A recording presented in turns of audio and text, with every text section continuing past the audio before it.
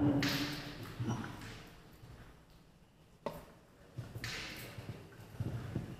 noite, pessoal. Mari, obrigado pelo convite. Marcelo já foi também, agradeço o convite. Bem, deixa eu falar um pouquinho sobre ao meu respeito. Eu sou computeiro de formação, fiz graduação na Universidade de Brasília e logo depois que eu terminei a graduação eu vim aqui para São Carlos, isso foi em 2008. Fiquei aqui de 2008 até 2014, meio de 2014, aqui eu fiz o mestrado, fiz o doutorado na área de Machine Learning com a professora Carolina Monari. Ela até falou que ia estar aqui hoje, mas não conseguiu vir. Então estava lá no mesmo laboratório do Celso. E assim, o que eu trouxe aqui para vocês hoje não vai ser tão técnico como o que o Celso está falando, mas se tiver alguma pergunta mais técnica também a gente pode mergulhar e ir a fundo. Enfim, em 2014, quando eu já estava quase terminando o doutorado, eu fui para São Paulo, estou lá até hoje, já vai fazer quase 4 anos, trabalhar na Big Data, que é essa empresa, daqui a pouquinho eu vou falar um pouquinho dela, um pouco das coisas que a gente está fazendo lá. Mas a ideia aqui é de poder falar para vocês um pouco da minha experiência fazendo Data Science e usando o aprendizado de máquina, que eu estou chamando aqui no mundo real.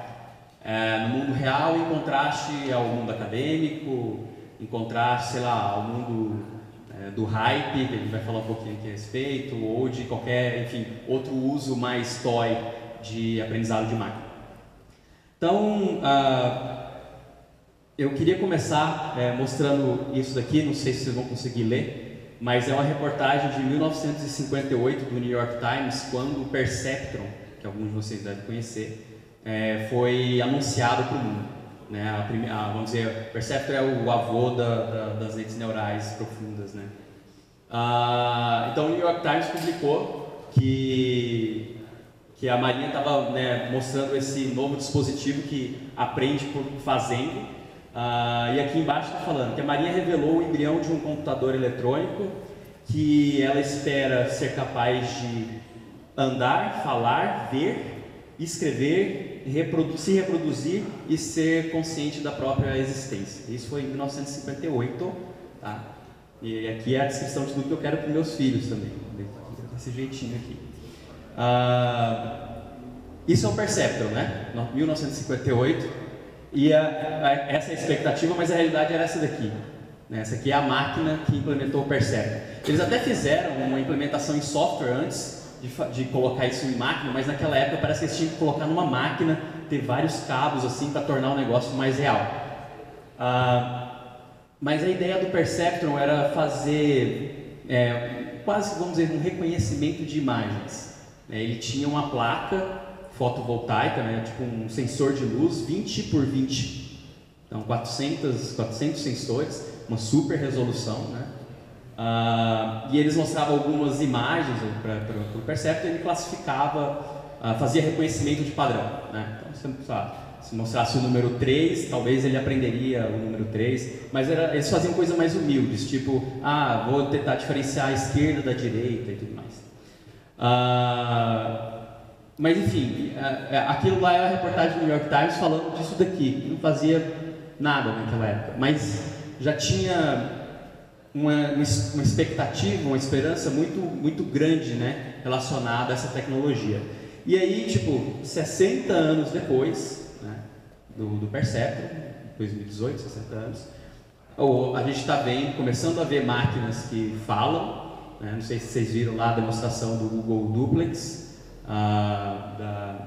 de uma assistente, uma secretária virtual, marcando uma consulta. Assim, teve muito burburinho a respeito disso, de que talvez não fosse real e tal, mas eu imagino que seja, e que eles tenham pelo menos escolhido uma boa ligação entre as 1000 que a IA fez. Enfim, então já está marcando, já é possível ter diálogos, para muita gente parece mágica, mas enfim, para quem está fazendo isso, a gente meio que sabe como que isso pode acontecer. Enfim, eles já podem, hoje as máquinas já podem andar, não sei se vocês já viram, os robôs da Boston Dynamics, os vídeos são fantásticos, assim, do jeito deles andando. Esse tem o vídeo do cara agredindo o robô, deu uma empurrada nele, e do jeito que ele cai tão realisticamente que me deu até dó de ver o robô cair. Enfim, e as IAs hoje já jogam também em maio, né? Enfim, esse aí o pessoal não colocou lá no New York Times não, mas já consegue fazer hoje também.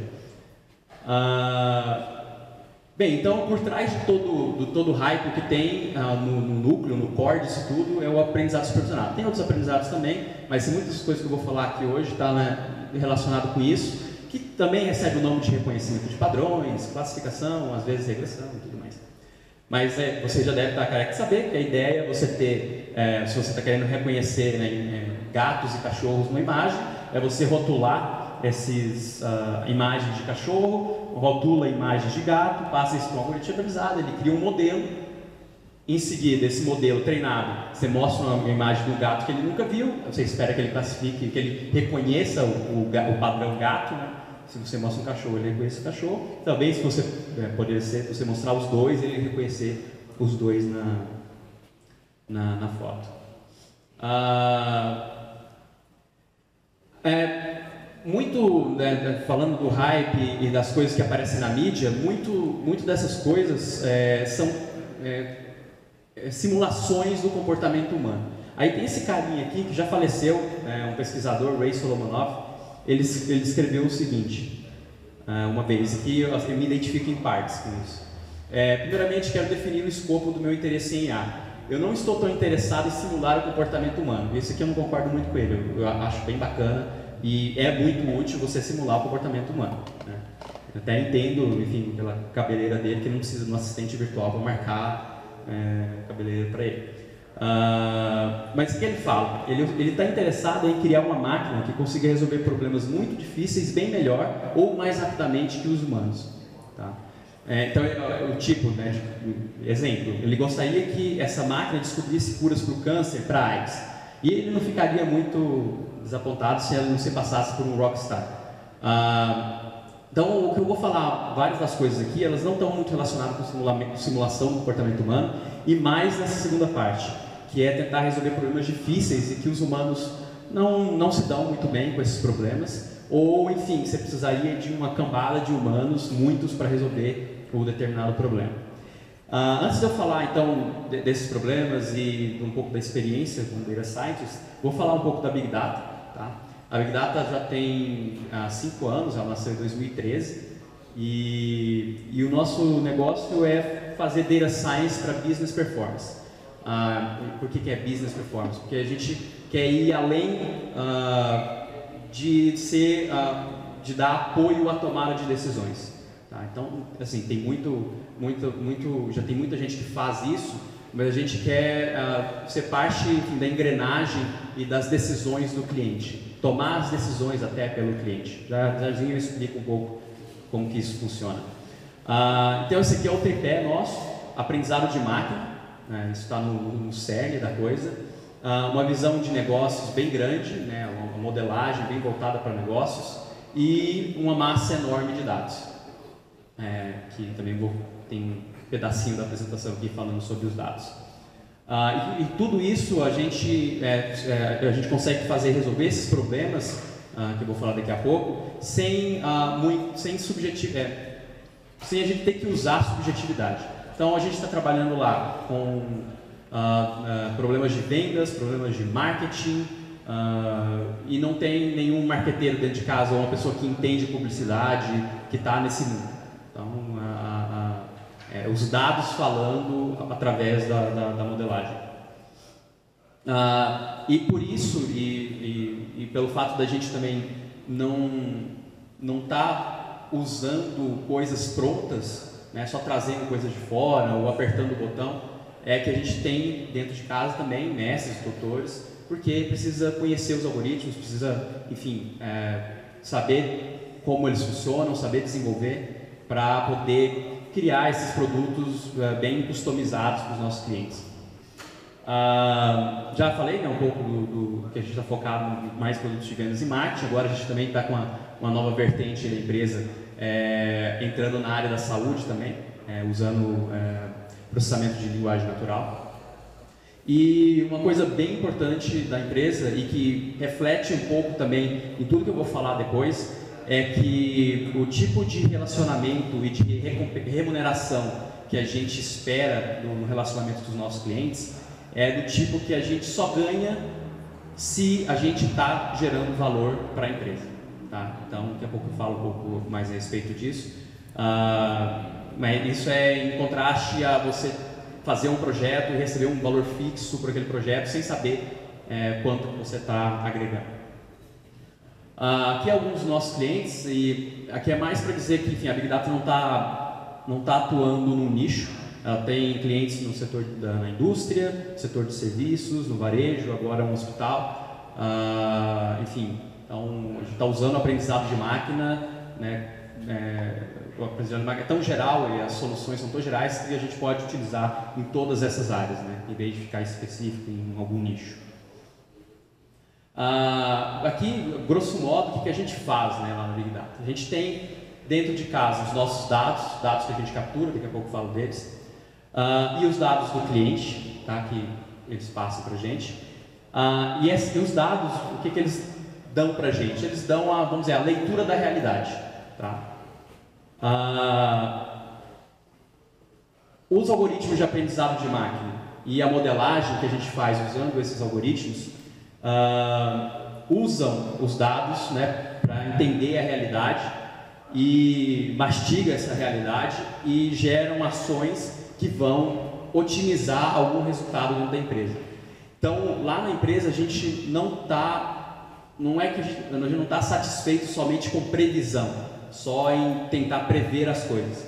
Essa previsão, para ela ser útil, ela tem que ser útil, ela tem que ser utilizada para alguma coisa. Por exemplo, maximizar o lucro de algum produto ou minimizar os custos, as despesas. Não basta só prever, a gente tem que atuar e mexer no ponteiro de alguma forma.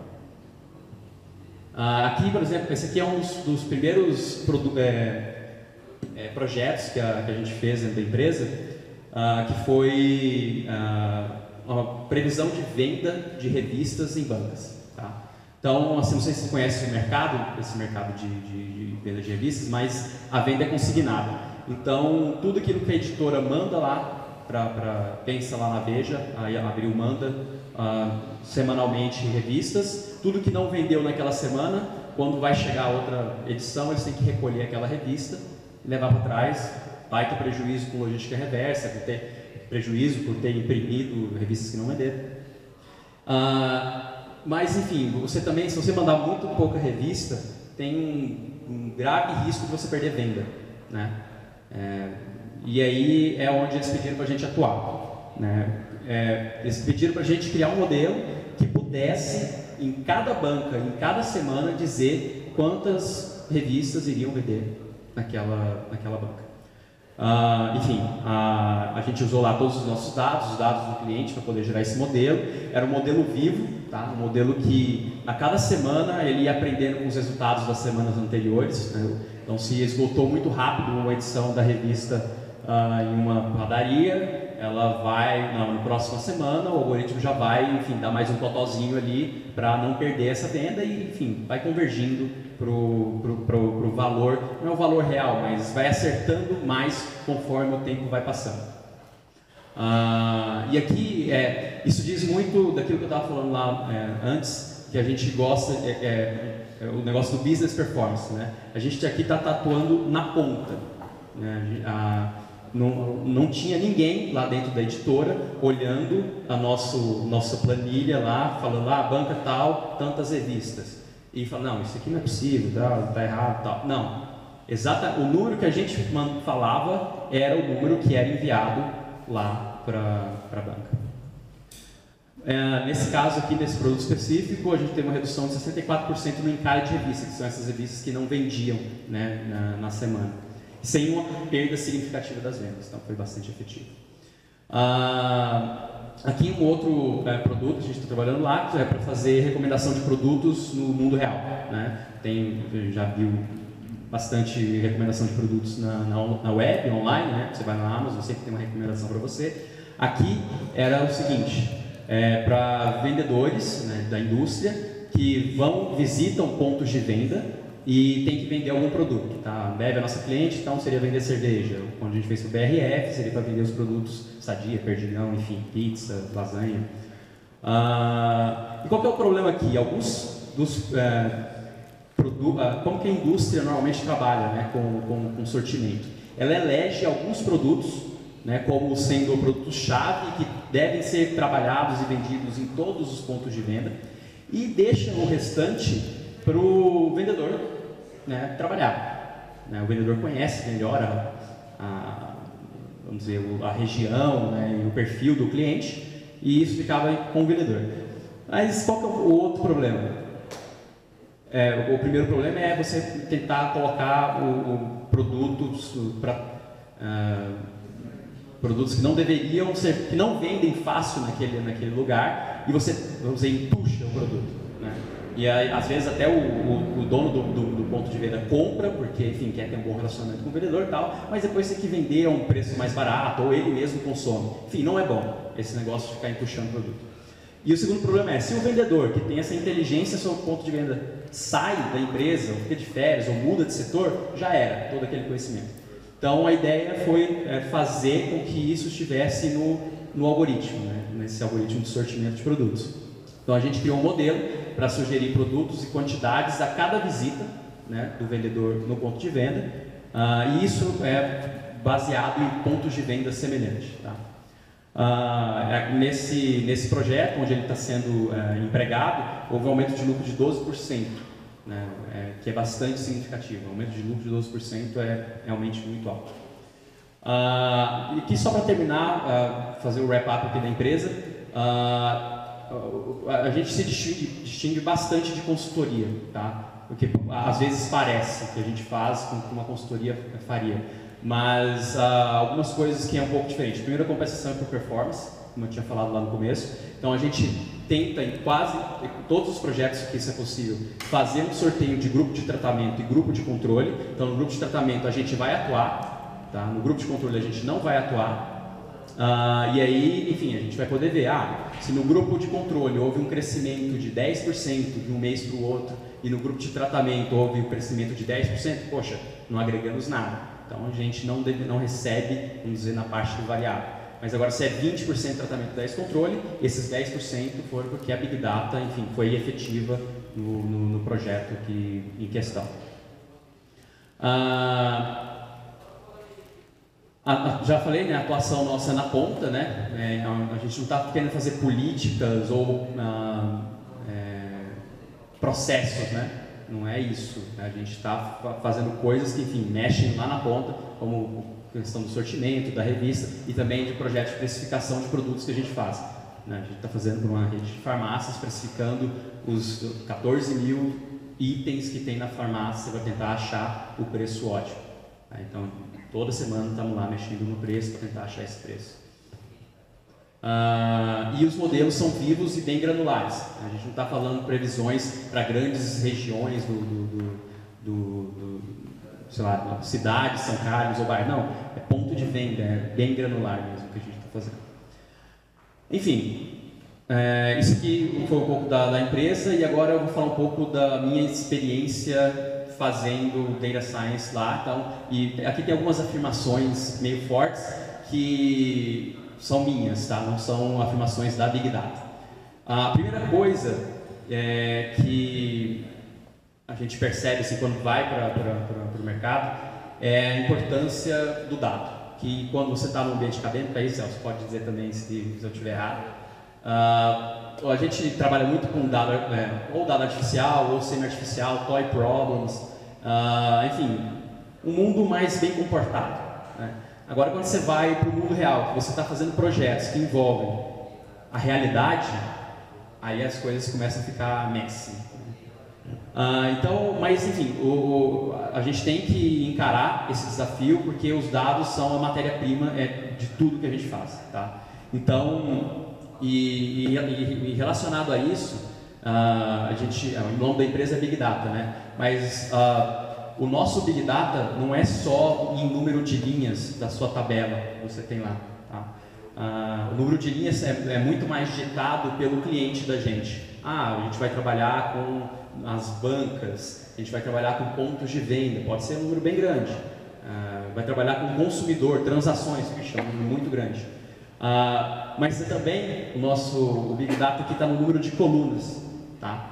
Que são as variáveis que a gente vai usar para capturar a realidade. Então aqui tem um exemplo. Supondo lá, como eu estava falando, que a gente está fazendo um projeto de precificação para uma rede de drogarias. Então a gente tem acesso lá aos dados de venda, tá? Cada transação. Então eu fui lá na farmácia, comprei um Sonrisal, então está aqui, vai estar Sonrisal, o produto Sonrisal, quantidade. Comprei 2 pacotes, o preço e tudo, enfim, o dia que eu comprei. Enfim, esse é o dado do cliente. A primeira coisa que a gente tem que fazer é o que o pessoal costuma chamar de enriquecer esse dado, né?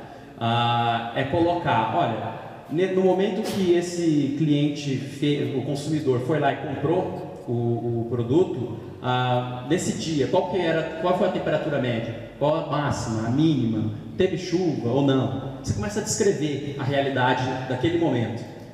Trânsito, tinha muito trânsito ao redor, não tinha. Preço na concorrência, tinha uma promoção na concorrência, não tinha. Enfim, vai descrevendo tudo aquilo que pode ter impactado naquela minha decisão de ir naquela loja comprar aquele Sonrisal. Então, enfim, quanto mais colunas a gente consegue agregar, melhor. Tá? E aqui algumas das variáveis que a gente, enfim, está conseguindo agregar, né? Então, variáveis de renda, emprego, são os básicos, né? Clima, educação, redes sociais, saúde, emplacamento de carros, religião, aí vai, transporte coletivo, mercado imobiliário, preço de combustível, enfim, perfil ideológico, por exemplo, é bem curioso, que é dado de votação, que existe, está disponível esse dado, por sessão, né? Você não sabe, não sei como é que o Celso votou, mas eu sei que lá na sessão dele ganhou a Dilma ou ganhou a Aécio em 2014. Isso dá para saber, e o número de votos. Então, por exemplo, teve um dos modelos que saíram uma vez, mostrou que para um determinado produto ou uma categoria de produtos na farmácia, a pessoa ter votado no Pastor Everaldo tinha um impacto na venda daquele produto. Não a pessoa, né? Porque, enfim, a gente sabe a localização da loja, sabe, enfim, a loja está atendendo ao público ali, ou pode ser uma loja também que não é de bairro, uma loja que atende numa região central, que atende gente de todo mundo da cidade. Mas vamos supor, enfim, que o cara mora lá perto e que o setor, quando você mora, no lugar que você mora, geralmente é perto de onde você vota, né, a sua sessão eleitoral. Então, você consegue caracterizar, né, o público daquela loja por isso. Então, é um exemplo de coisa interessante que surgiu lá. E então, assim, eu não posso estressar bastante o tanto que é importante para a empresa e para quem quer fazer isso capturar dados e ter bastante dado a respeito de tudo que acontece no mundo real.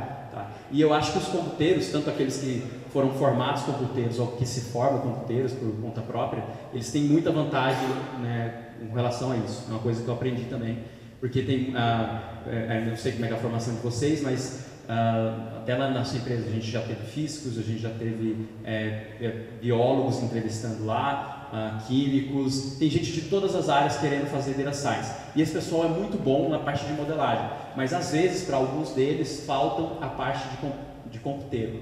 E isso pode ter alguma consequência na velocidade com que ele consegue fazer o trabalho e, enfim, o tanto de dado que ele consegue utilizar na modelagem. Então essas coisas que estão aqui, redes, saber como funciona redes, protocolos, HTTP, protocolo SSL, bancos de dados não preciso nem falar, né? Saber a diferença do banco de dados transacional, um banco de dados colunar e que isso traz diferença de performance, segurança de dados, tudo isso. Quanto mais você quer automatizar, quanto mais você quer, enfim, escalar, usar coisas grandes, mais importante é saber tudo isso, né? Saber os trade-offs envolvidos. Né? Então, foi também um aprendizado assim, ao longo do tempo. Então, aqui vou passar para a segunda parte dos aprendizados, né? Que eu chamei aqui de o algoritmo. Porque, assim, aí o Celso pode dizer também, quando a gente está na academia, a gente ouve muito falar assim, não vai ter um algoritmo que vai bem em todas as situações. Então, qual que é o conselho? Teste vários algoritmos para ver qual é o algoritmo que sai melhor. Então, tem esse tipo de conselho. Ou, sei lá, o algoritmo do momento, aí substitui aqui agora por Deep Learning, é melhor, funciona bem para todos os casos, tem que testar nesse problema, blá, blá, blá. Legal, você pode ter essas ideias e tal, mas quando você está fazendo ciência de dados no mundo real, com prazos apertados e tendo que entregar resultado, testar esses vários algoritmos, enfim, tanto os que já existem quanto os novos que estão chegando aí, toma bastante tempo. Não dá para ficar testando tudo.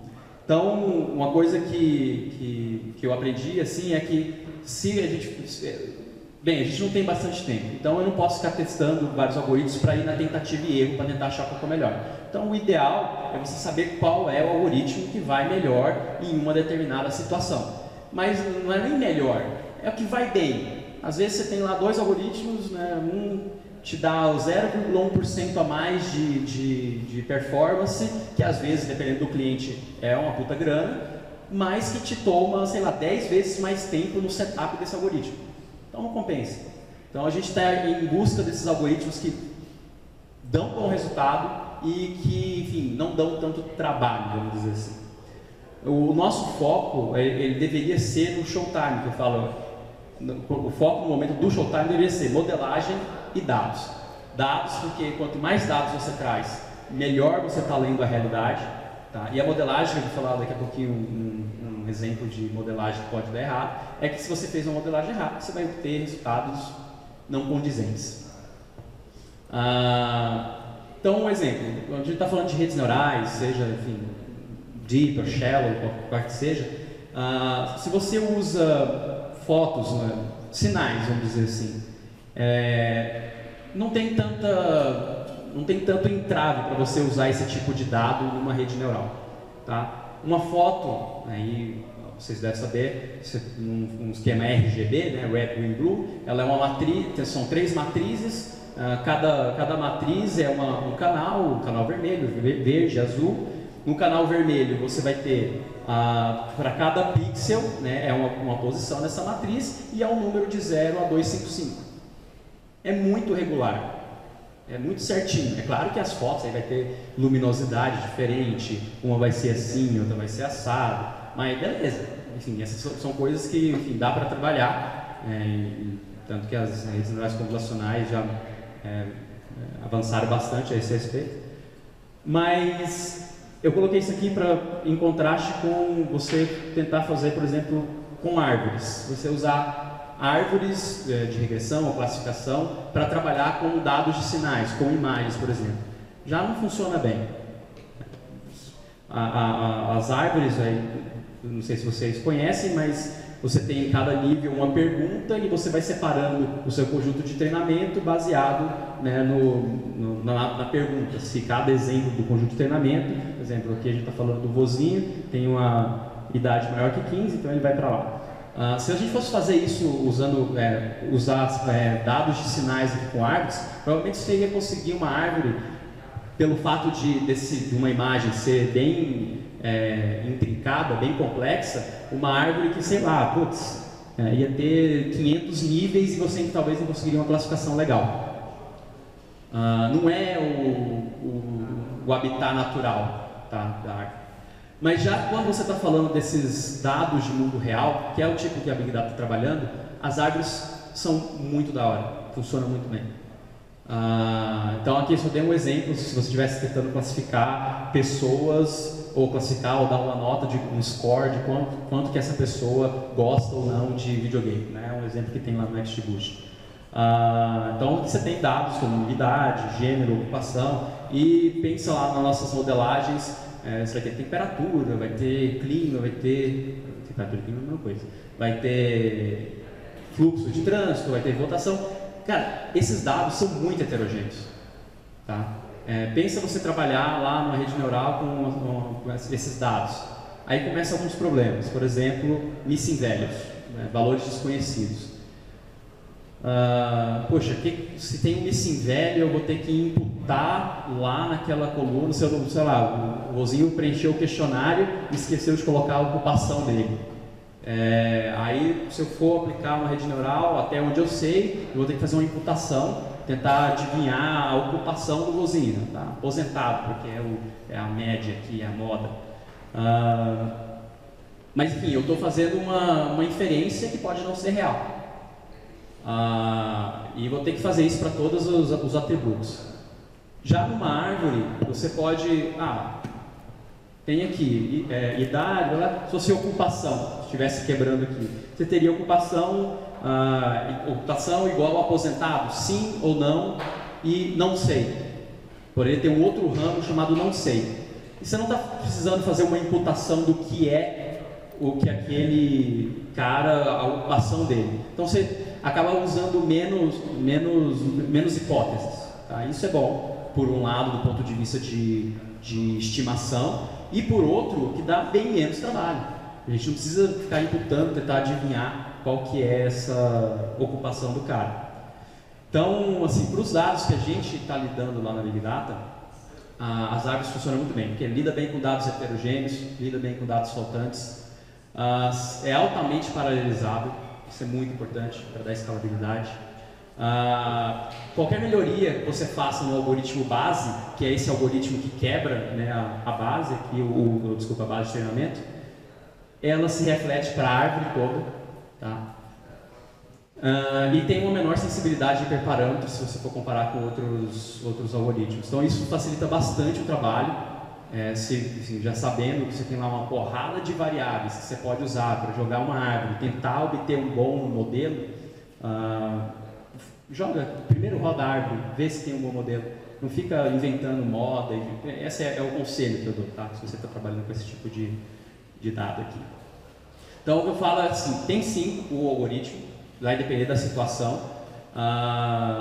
E a vantagem de você ter 1000 maneiras de fazer a mesma coisa é que vai ter uma dessas maneiras que vai ser mais adequada e vai te dar o resultado com menor esforço, tá? E o algoritmo bom aqui no caso, ele traz bom resultado, ele é escalável e tem uma boa implementação, tá? Então, por exemplo, em árvores tem dois, o XGBoost e o LightGBoost, são excelentes implementações que estão disponíveis livremente e são muito boas, são super escaláveis. Eu vi no XGBoost que tem lá usando bilhões de exemplos, usando bilhões de exemplos de treinamento, bem parrudo.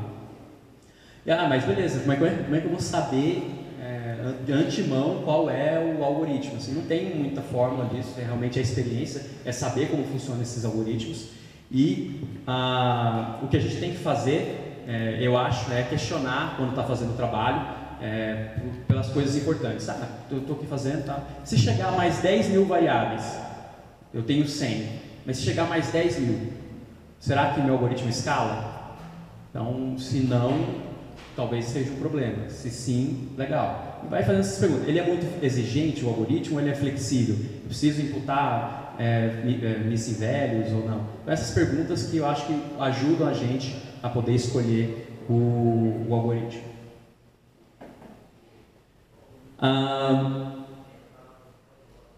Passando para mais um dos aprendizados, esse aqui é o aprendizado na área da modelagem, tá? E está aqui passado de frente de futuro, beleza, óbvio, mas eu notei, eu não sei se era uma coisa minha, que a gente, quando tem lá os dados históricos que a gente usa para poder fazer os nossos modelos, as nossas previsões, a gente quer usar tudo, tende a querer usar tudo.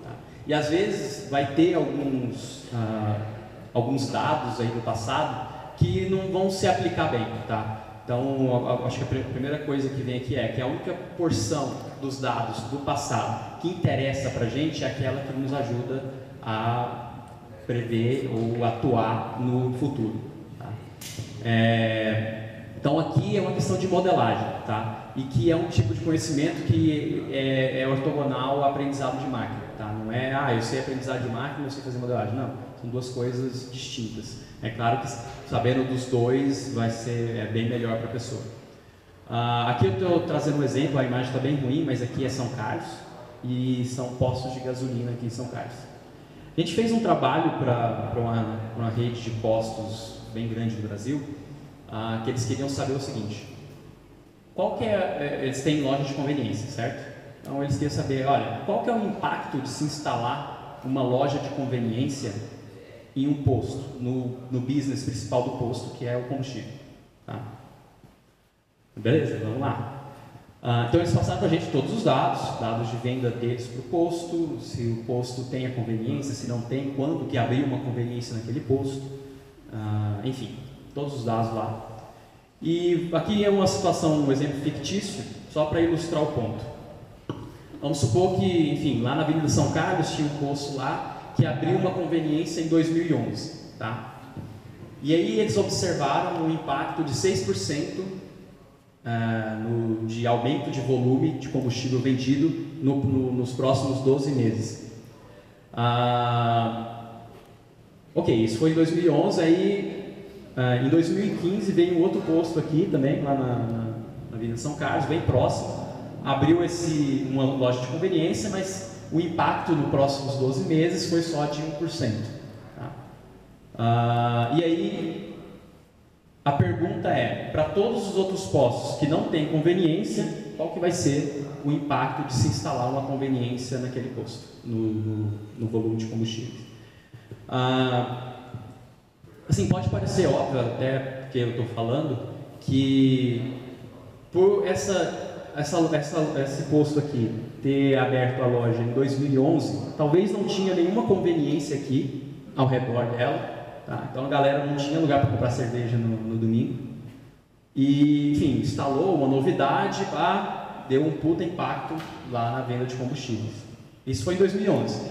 Aí o pessoal foi vendo, conveniência vale a pena, tal. Começou a instalar também conveniência fora do posto, em outros lugares, enfim. A padaria ficou aberta no final de semana, passou a ficar aberta no domingo. E aí, em 2015, esse posto daqui já não tem mais, quando ele abre, o impacto é bem menor. Tá? E aí, agora que está desenhado o negócio, qual que seria o problema de você ver passado igual ao futuro? Se você pega, beleza, vou fazer aqui uma modelagem para aprender qual vai ser o impacto dado as características do posto, beleza? Então, esse posto aqui está nessa região, tem essa renda, esse fluxo de trânsito, lá. Então, você descreve o posto, descreve esse posto aqui e pega qual que é a variável dependente, o que eu quero prever. Beleza, aquele posto é o impacto, aquele posto é 6%, esse é 1%, e aí eu quero fazer a previsão para esse. Qual que é o problema disso? Você está usando essa medida de impacto, a medição do impacto feita em momentos distintos e em realidades distintas. Falando aqui também, pode parecer simples, mas isso acontece, assim, uso bastante isso aqui esse tipo de pergunta em entrevistas, fica a dica. E as pessoas, a primeira coisa que eles tendem a fazer é isso, falar, não, beleza, 6%, 1%, vou tentar aprender usando esses impactos históricos, qual que vai ser o impacto futuro. E igual a esse problema, tem vários outros que a gente, sem querer, usa os dados históricos de maneira errada. Qual que deveria ser a maneira correta aqui? Enfim, você tem que saber, para esse posto aqui, você quer fazer a previsão do impacto dele, não é a maneira correta, é um pouco mais correta do que isso daqui, porque não tem correto em modelagem, só tem melhor. Mas eu imagino que essa é melhor. É você construir agora 2 modelos. Um para prever quanto que vende de combustível um posto que tem conveniência, e um outro modelo que vai falar quanto que vende um posto que não tem conveniência. Tá? E aí você aplica esse mesmo modelo, cada um desses modelos, ou melhor, você pega cada posto que não tem a conveniência e aplica em cada um desses modelos. E ele vai fazer uma previsão, quanto que ele venderia sem a conveniência, quanto que ele venderia com a conveniência. E a diferença disso é o impacto. E para construir esses modelos, aí sim, tem que tentar usar os dados a respeito dos postos, mas usar o volume de combustível que está sendo vendido agora, né? No momento que você está querendo fazer análise, não há, sei lá, 10 anos atrás. Tá, esse aqui é um dos exemplos. Um outro exemplo também que acontece bastante, muito mesmo, e que é um problema de pesquisa, não tem uma resposta muito boa para isso aqui ainda, é o problema do covariate shift, que é quando, enfim, sua base de treinamento e a base de teste, onde você está querendo fazer o teste, né, aplicar o seu modelo, eles vêm de distribuições distintas. Tá? Então, aqui é só um exemplo. Você tem aqui esses postos para treinar, vamos supor que esses postos aqui são bem parecidos entre si, e esse posto aqui é mais parecido com esses carinhas aqui. Então, se você treinar usando todos esses caras e jogar o modelo aqui, o que você vai aprender é o que, sei lá, o que está vendendo de combustível para esses caras aqui. Aquele cara ali vai ser quase que ignorado. Se o modelo quiser ignorar, ele pode ignorar porque é um cara só. Aí, quando você aplica aqui, você vai ter resultados ruins. Agora, quando você considera que esses postos aqui, eles vêm de uma distribuição, e quando eu falo distribuição, é nas variáveis que descrevem o posto, tá? Da região do posto e tudo mais. Elas são mais parecidas com esse carinha aqui, então você deveria fazer meio que a solução geral para esse problema, você deveria fazer um reweighting, né, uma ponderação. Poxa, se esses caras aqui não são tão importantes, diminui o peso desses caras no aprendizado, aumenta esse daqui. Tá? É um exemplo do que pode ser feito para contornar esse problema. Mas, enfim, aprender esses pesos é super complicado. É uma coisa que, enfim, até a gente faz pesquisa disso dentro da empresa para poder resolver de melhor maneira possível para cada caso, para cada problema. Ok, e indo para a última parte, outra constatação. Essa aqui eu acho que eu já tinha desde a época da academia, e eu acho que ainda está inabalado, que muitas vezes as pessoas não veem que o Big Data é uma soma de Small Data. Eu acho que é um pouco relacionado ao que você falou no começo lá. Às vezes, quando você tem muitos dados, vou pensar aqui no problema de recomendação do Netflix de filmes, tá? Só para tentar explicar esse ponto. Vamos supor que o Netflix quer criar um modelo lá para te falar, assista isso, assista aquele outro, você vai gostar disso, você vai gostar desse outro. Ele pode usar todos os dados do pessoal que assistiu, completou a série, terminou de assistir o filme, ratings ou não, enfim, para poder chegar nesse modelo recomendador. Aí que está. Ele está usando isso, fazendo esse modelo, sem saber para quem ele vai aplicar. Então, esse modelo vai ser aplicado para todo mundo, para o Igor, para o Celso, para a Maia. Qualquer pessoa que ligar a televisão, esse modelo vai ser aplicado. Esse tipo de modelo, ele vai dar uma preferência quando você vai querer, enfim, eu quero errar o menos possível, recomendar o que a pessoa vai assistir a seguir. Ele vai apelar para padrões, vamos dizer, de Big Data, padrões que são muito recorrentes para poder fazer isso. Está errado isso? Não, está certo, tem que usar mesmo esse tipo de modelo. Ele vai abarcar esses padrões mais regulares que acontecem com mais frequência. Aquilo que o pessoal do Brasil está mais assistindo, ele vai te recomendar. Mas o que você perde se você não olhar também para o Small Data? Tá? É saber, poxa, eu vou fazer um modelo pro Igor, para tentar recomendar alguma coisa que ele goste mais. Vou fazer um modelo pro Celso e assim por diante. Quando ele tenta focar e fazer um modelo para mim, aí que começa a aparecer o Small Data no meio do Big Data. Porque vai ter poucas comparado com o tamanho da base, poucas pessoas que vão ter um perfil de o que assistiu lá no Netflix, tal, o que gostou, parecido comigo. Né? Então aí tem uma cauda longa lá no Netflix em coisas de recomendação que talvez fique não explorado. E você consegue explorar isso bem se você tiver bons algoritmos para small data, né, para bases pequenas. E é isso que, enfim, vou falar aqui. Às vezes você ter pouca informação já é suficiente para você, enfim, conseguir fazer uma inferência. Né? O pior retrato falado aqui foi o que disseram do negócio, mas eu acho que ficou bem parecido. Ó, os olhinhos aqui estão bem juntos e está bem parecido. É claro que para que a pessoa, a partir desse retrato falado, chegue nesse cara, ela tem que estar num ambiente bem restrito. Não pode ser, eu não posso estar olhando na base mundo, todo mundo para tentar achar alguém parecido com esse retrato falado. Não, já tinha hunts, já tinha indicadores, assim, candidatos, né, de quem poderia ter feito o rol. Aí sim, o retrato falado, por mais ruim que seja, ele consegue ser um bom ponteiro, né, para o cara. E relacionado com isso, tem um outro senhorzinho aqui que chama Vladimir Vapnik, que eu tive a oportunidade de estudar com ele lá nos Estados Unidos. Ele não concordo, mas ele odeia a rede neural. Ele inventou as SVMs, é concorrente, enfim, não gosta. Ele até fez uma aposta uma vez com o chefe de laboratório lá onde ele trabalhava, que em 2005 ninguém mais ia estar falando de redes neurais no mundo. Perdeu. Né? Mas ainda assim ele tem um ponto. Ele fala o seguinte, que Deep Learning, redes neurais, qualquer coisa que existe hoje, quando você está usando muitos exemplos de treinamento, é um aprendizado meio que por força bruta, que ele fala. Porque você tem que usar muitos exemplos de treinamento para conseguir um bom resultado. Então pensa lá no reconhecedor de gatos em imagens, né? Quantas fotos de gatos você tem que passar com a Deep Learning para ela começar a aprender que ali tem um gato. E compara isso com um ser humano que, enfim, com poucos exemplos, o tal do one-shot learning quase, ele já reconhece aquele padrão do gato. Então o que ele fala é o seguinte, que a gente tem que tentar incorporar outros elementos ao aprendizado, tá?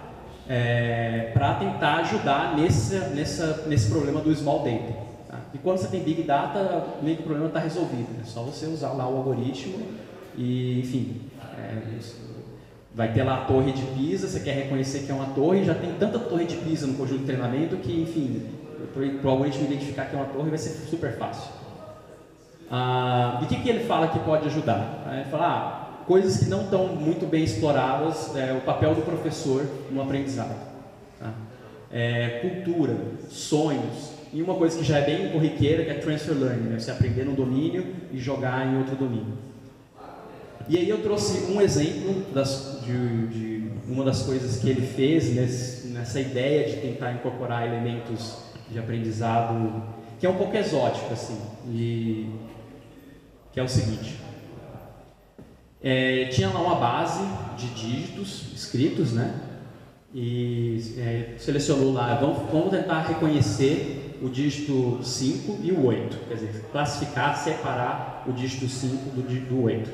Então, está aqui alguns exemplos. Ele pegou a base e fez ela artificialmente bem pequena, sei lá, 100 exemplos, bem poucos exemplos, para ver como que ele conseguiria aprender usando esses poucos exemplos. Aí o teste, eu acho que era uma base bem maior, mas para aprender, bem poucos exemplos.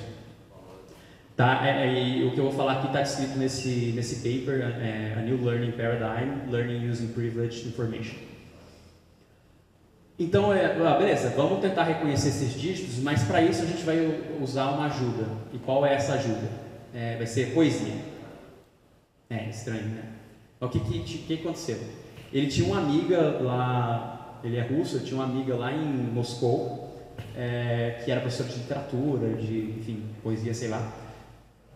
E ele pediu para ela pegar cada um dos dígitos da base, sei lá, os 100 dígitos, e escrever para cada um dos dígitos 5 e cada um dos dígitos 8 o que ela sentia a respeito daquele dígito. Aí saíram umas coisas meio cheiradas como essa aqui. O 5 aqui, straightforward, very active, hard, very masculine, com rather clear intention. Isso aqui é a descrição dela do que ela achou ao ver esse dígito aqui. Tá? Aí tem coisas que são honesto, egoísta, belongs to surface. Esse aqui eu não consigo entender, porque ela achou que os 5 pertencem à superfície. Individual, no desire to be sociable. Upward seeking, esse aqui é o meu preferido, ele tem 40 anos. E o 8? O 8, esse 8 aqui específico, não é qualquer 8, esse 8. Ele é um jovem homem, bastante energético e bastante na carreira dele, né? Não é absolutamente preciso e acurado, a bit aggressive.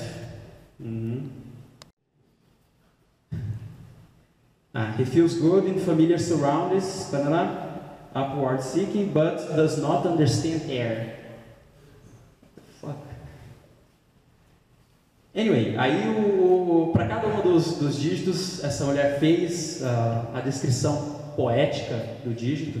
E o que eles fizeram? Eles pegaram e fizeram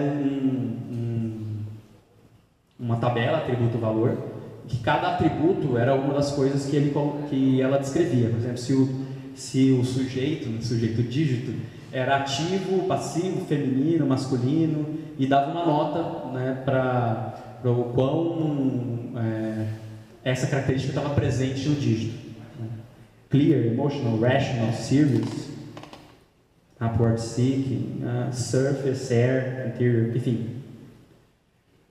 Moral da história: eles pegaram a base de treinamento com os dígitos e usaram só os pixels para aprender o modelo, testaram, tinha um resultado que eu não me lembro lá, X. Aí eles pegaram os pixels mais a descrição poética, fizeram o modelo e o resultado foi melhor do que usar somente os pixels. Tá?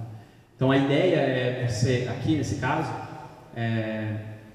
assim, um pouco o que ele fala lá, por que isso poderia funcionar. É que quando ela está descrevendo o dígito, pode, em vez de você, porque o classificador ele vai atuar só nos pixels, tá? A ideia é você construir um classificador que só vê pixel e, para um exemplo que ainda vai vir, né, um exemplo futuro, ele vai ver só os pixels e vai dizer se é um 5 ou se é um 8. Mas no momento do treinamento, ele vai ver o pixel e a descrição. Tá? E por ele ver a descrição, ele consegue, enfim, mexer nos coeficientes do modelo, nos parâmetros, de forma a obter uma coisa melhor. E aí ele fala o seguinte: olha, essas descrições aqui, elas podem estar dando ideia de traços, né, de se tem canto arredondado. Eu não sei, outro dia eu estava pensando, tentando entender o que é does not understand air. É porque ele não pode voar, ele não tem asinha, não sei, pode ser alguma coisa que o modelo depois consegue tirar algum sentido disso. Enfim. Bem, com isso eu termino a apresentação. A gente lá na Big Data está, enfim, querendo expandir, querendo abrir escritórios em outras cidades. Uma das cidades é aqui em São Carlos. Então, a gente tem vagas abertas aqui para o escritório que a gente quer abrir em São Carlos. Está aqui o e-mail, se vocês têm interesse ou conhece alguém que tem interesse de trabalhar com a gente, está aí. Posições abertas para todas as posições, DS, Data Engineer, estágio até. Podem mandar CV aqui para o Jobs ou Big Data. E se também quiser trocar uma ideia comigo, falar qualquer coisa, está aqui meu e-mail, fica à vontade para me escrever. Beleza? É isso aí, galera. Obrigado.